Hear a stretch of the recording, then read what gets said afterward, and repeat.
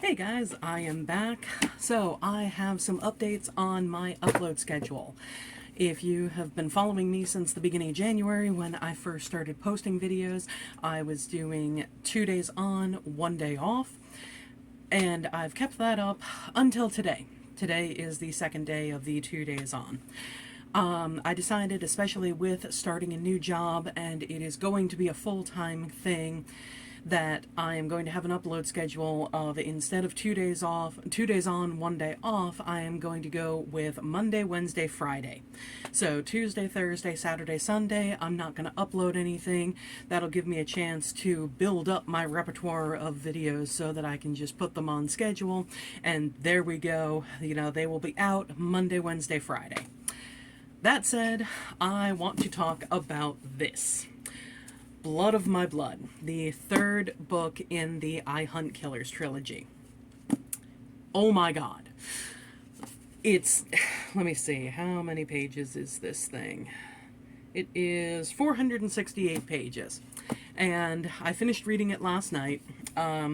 I actually had a bit of a fever last night. I have baseboard heating in my room, and I turned it up to medium, which, you know, if it gets cold in here and I turned it up to medium, I have it on for, you know, 2 or 3 hours, something like that, and then it feels like my room is a frickin' sauna. So I have to turn the thing off, and I am fine until the next morning. Like, I might be a little bit cold by the time I'm going to bed, but I wrap up in my TARDIS quilt. Yes, I have a TARDIS quilt. I wrap up in my TARDIS quilt, and I am fine. Because that thing, it's a comforter, but it is a queen size comforter, because that was the only size available that Hot Topic had when I got this thing, probably close to 10 years ago. And I was like, you know what, I don't care. I have a twin bed. If you claim I fail at life, I have a twin bed, what can I say? But I'm like, you know what, I don't care. It's a queen. That just means more blanket to bundle myself up in, and, you know, be a little amoeba when I'm sick and stuff like that. So yeah, but last night, actually probably around, I don't know, 5 or 6 or so, I started feeling kind of off, and I was freezing. I had the baseboard heat up to the medium. You know, the heat from the rest of the house was coming into the room as well, because this is actually a converted garage. We converted it years ago when we had a house guest and my uncle was in the room upstairs. But yeah, so this whole thing got converted into, it's almost like a studio apartment, except obviously I use the bathroom and the kitchen that is in the main house.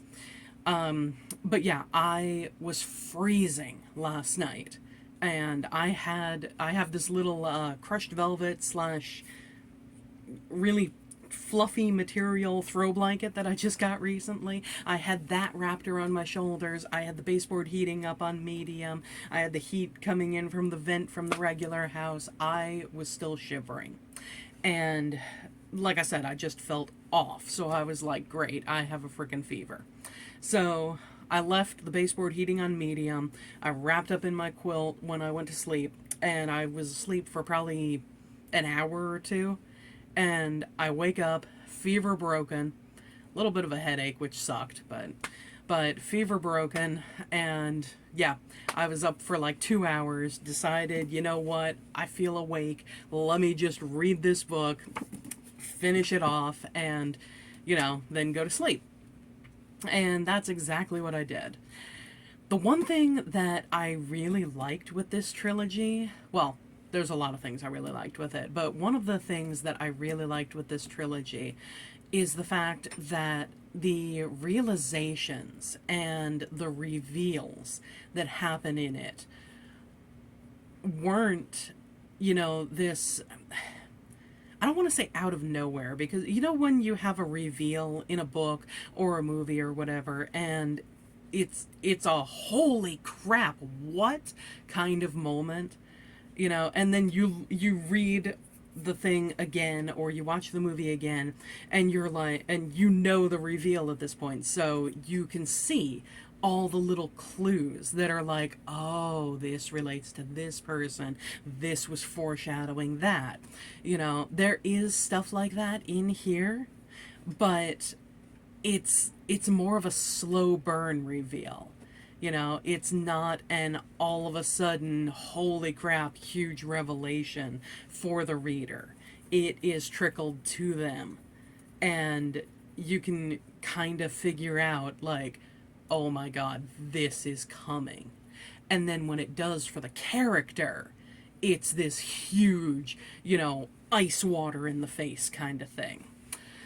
I liked that, but I also, I don't know, maybe it's just the fact that I'm so used to the shock reveal kind of things for the reader, and being more used to it, I'm like, I kind of wish that there had been that. But I do like how this was played out. I don't want to give away any spoilers. It was just really well done. One of the characters that is in this, that is in mentioned in the first one, mentioned in the second one, although I think you do get a couple of scenes with them. Either that or it's the beginning of the third one. It might be the beginning of the third one. I don't know. No, it probably is in the second one. But they actually feature in the third one, but not till close to the end. And again, you as the reader know, holy crap, this is what's going on with this character. But Jazz doesn't, and he also hasn't accepted the part that that character has played in everything that has gone down. And just seeing what happens to him when that realization does get to him, and when, you know, he realizes that so much of what he'd thought for so long, thanks to his serial killer father, is false. And it really is an interesting psychological study. Heck, in fact, I would love to see a psychology class that talks about this trilogy and talks about the different, you know, traumas and triggers and repression and things like that that your mind can do. Because it really is fascinating. He has these two particular dreams that he realizes towards the end of the third one. Well, towards the end of the first one, or maybe towards the beginning of the second, he realizes that one is a reality. You know, this was definitely something that actually happened. It's not just some kind of disturbing dream imagery that was kind of planted by his father. You know, this dream actually happened. And then he starts having a second one, and he's sitting there, you know, kind of thinking, this has the same feel as this first recurring dream, but what the heck is this? What does this mean? And, you know, him realizing it and him finding out the truth at the end of the third one of what those dreams meant and what it meant that he did and was done to him is amazing. Amazing is probably the wrong word, considering how disturbing it ultimately is. What's also disturbing is I hesitate to say motive, that might be the wrong word, but for lack of a better term, the motive behind the psychological warfare done to Jazz, that his father and another character have done to him over the years. It feels weird to say fascinating, but it actually is fascinating. Like, I would love if there was a prequel novel of, you know, seeing from the point of view of the father and, you know, maybe one or two other characters as Jazz was in childhood and growing up, because it would be probably the most disturbing thing you could read, but it would also be incredibly fascinating and incredibly just the kind of thing that would suck you in and make you keep reading even though you find it disturbing. So yeah, that is my endorsement for Blood of My Blood, the last book in the I Hunt Killers trilogy. If you've read them, comment below. Let me know. Let me know what you thought of them. If you do have spoilers, just say it. I don't care, about spoilers, but I know other people go absolutely insane about them. So, just give people a heads up if you do comment on this. And I definitely encourage anybody who wants to, anybody who's interested in psychology, in more young adult novels, again, I hesitate to say horror because that kind of goes with, purposeful scares and can definitely lend to supernatural, and there's not purposeful scares or supernatural in here, but some of the things in here are definitely horrifying. Again, much like my other video, there is sexual assault in here, so if you are someone who is triggered by that, who doesn't want to read that, this is probably a trilogy to skip.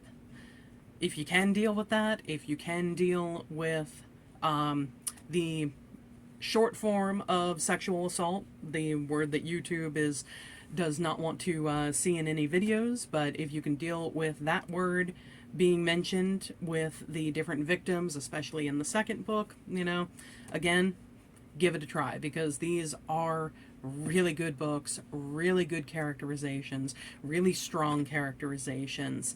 Actually, that's another thing.